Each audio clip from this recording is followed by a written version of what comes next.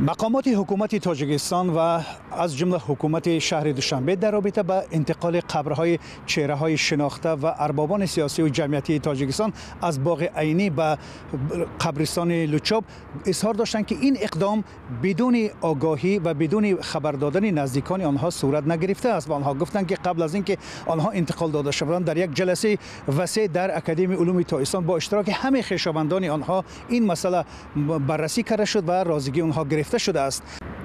ایرینا تیخانووا نبیره جبار رسول و رهبر سابق تاجیکستان شوروی که قبرش از باغ عینی به آرامگاه لوچوب برده شده است روز 17 اکتبر از چنین عملکرد نارضایی کرد و در صفحه رسمیش در فیسبوک نوشت برای بدون آگاهی آنها کوچاندن قبر باباش از بالای مقامات دوشنبه شکایت خواهد برد.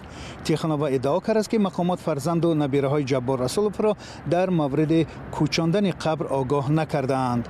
اما عبدالجبار رحمانزاده میگوید قبلا کارمندان اکادمی علم های تاجیکستان با دختر جبار رسول در مسکو تماس داشتند و او رضایتش را درباره انتقال گور پدرش داده بود.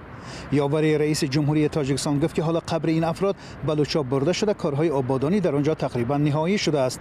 مقامات شهر دوشنبه نیز در واکنش به نگرانی ها در مورد انتقال چند قبر گفتند که باغ عینی جای سیر و گشت است نه قبرستان. آنها گفتند که وجود قبرها در این باغ به احترامی نسبت به بزرگان ملی خواهد بود. عابد نظرف رئیس بخش فرهنگی حکومت شهر دوشنبه روز 19 اکتبر به رادیو آزادی گفت باغ عینی همچون باغ مورد استفاده قرار دارد و آن را نمی شود گورستان کرد. اگر نزدیکان آنها در مسئله انتقال قبرها شکایت دارند بگذار شکایت کنند.